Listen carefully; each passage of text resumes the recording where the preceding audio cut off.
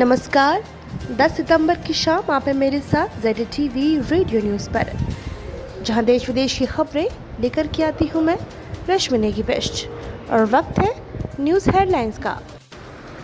प्रधानमंत्री नरेंद्र मोदी ने कहा, आत्मनिर्भर भारत का उद्देश्य देश को एक विनिर्माण केंद्र बनाना है। प्रधानमंत्री आज हैदराबाद में IPS प्रोबेशनर के साथ वर्चुअल संवाद करेंगे।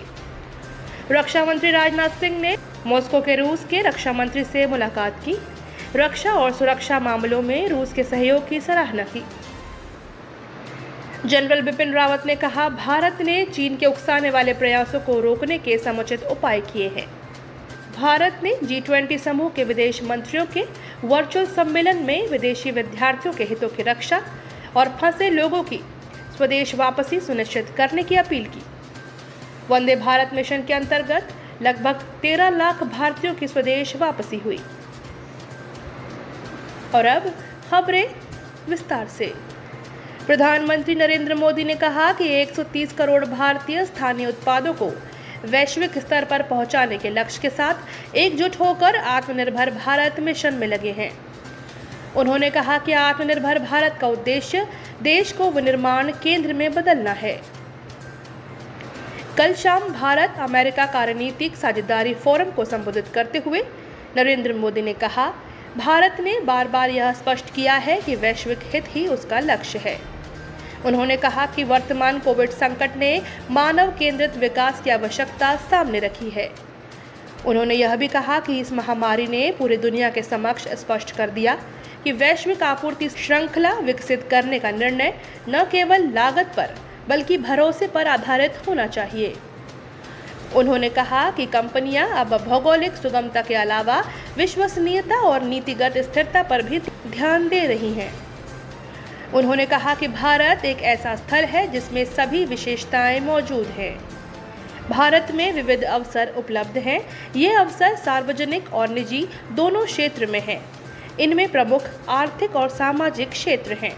हाल में जो क्षेत्र खोले गए हैं उनमें कोयला खनन, रेलवे, रक्षा, अंतरिक्ष और परमाणु ऊर्जा क्षेत्र शामिल हैं। अमेरिका भारत रणनीतिक साझेदारी फोरम में प्रमुख रक्षा अध्यक्ष जनरल बिपिन रावत ने कहा कि भारत अपनी सीमाओं पर शांति और स्वायत्व चाहता है। जनरल बिपिन रावत ने कहा कि देश के उकसाने वाले प्रयासों के बावजूद भारत ने इन प्रयासों को रोकने और नियंत्रित करने के समुचित उपाय किए हैं। प्रमुख रक्षा अध्यक्ष ने कहा कि भारत और अमेरिका ने बहुत से रक्षा समझौते किए हैं और निकट भविष्य में इस तरह के कई समझौते किए जा सकते हैं। जनरल रावत ने सशस्त्र सेनाओं से किसी भी तात्कालिक खतरे से निपटने के लिए सतर्क रहने को कहा। प्रधानमंत्री नरेंद्र मोदी आज हैदराबाद में सरदार वल्लभ भाई पटेल राष्ट्रीय पुलिस अकादमी में दीक्षांत परेड के दौरान वीडियो कॉन्फ्रेंस के जरिए IPS भारतीय पुलिस सेवा प्रोबेशनर्स को संबोधित करेंगे। 28 महिला प्रोबेशनर सहित कुल 131 IPS प्रोबेशनर ने अकादमी के 42 सप्ताह का प्राथमिक पाठ्यक्रम प्रशिक्षण पूरा किया है। उन्होंने मसूरी के लाल बहादुर शास्त्री राष्ट्रीय प्रशासनिक अकादमी और तेलंगाना के डॉक्टर मारी चन्ना रेड्डी मानव संसाधन विकास संस्थान से फाउंडेशन कोर्स करने के बाद 17 दिसंबर 2018 को पुलिस अकादमी ज्वाइन किया था। अकादमी में परिवीक्षा के दौरान उन्हें कानून, अन्वेषण, फॉरेंसिक नेतृत्व और प्रबंधन, अपराध विज्ञान, सार्वजनिक व्यवस्था, आंतरिक सुरक्षा जैसे विभिन्न विषयों में प्रशिक्षण दिया गया।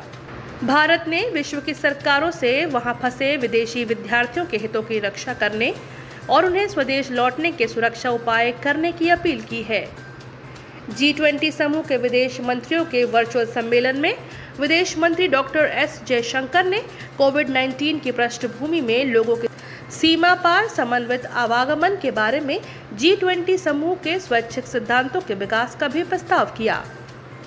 उन्होंने कहा कि यह सिद्धांत 3 बातों पर आधारित होने चाहिए: जांच प्रक्रियाओं का मानकीकरण और जांच परिणामों की सार्वभौम स्वीकृति, क्वारंटीन प्रक्रियाओं का मानकीकरण तथा लोगों के आवागमन और सीमा पार करने के प्रोटोकॉल का मानकीकरण।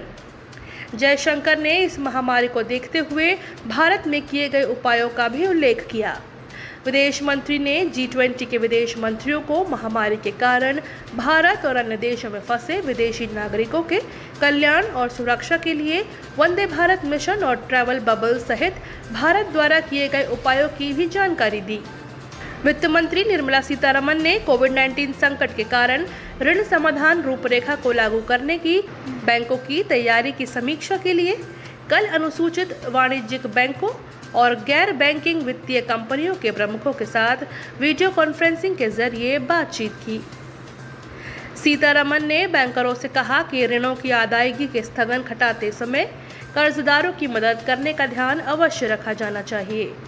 उन्होंने कहा, कोविड-19 संकट का दुष्प्रभाव कर्जदारों की पात्रता के आकलन पर नहीं पड़ना चाहिए। उन्होंने बैंकों को सलाह दी कि वे ऋण समाधान योजनाओं को 15 सितंबर तक तैयार करें और अपनी वेबसाइटों पर हिंदी, अंग्रेजी और क्षेत्रीय भाषाओं में अपलोड करें। रेल मंत्री पीयूष गोयल ने रेलवे की माल ढुलाई और पार्सल सेवा के साथ साझेदारी मजबूत करने के लिए प्रमुख कुरियर सेवा एजेंसियों के साथ बैठक की। बैठक में रेलवे के जरिए निजी पार्सल सेवाओं का व्यापार को बढ़ाने की संभावनाओं पर विचार किया गया। रेलवे कुरियर एजेंसियों के लिए विश्वसनीय, तेज, कम खर्च और सुगम सेवा उपलब्ध कराएगी। कारोबार में आसानी और दिशा निर्देशों पर तेजी से काम करने के लिए एक संयुक्त कार्यकारी समूह का गठन किया जाएगा। इस समूह में रेलवे के अधिकारी और कुरियर सेवाओं के अधिकारी शामिल होंगे। वंदे भारत मिशन के अंतर्गत विभिन्न माध्यमों से अब तक लगभग 13 लाख भारतीयों को स्वदेश वापसी हो चुकी है।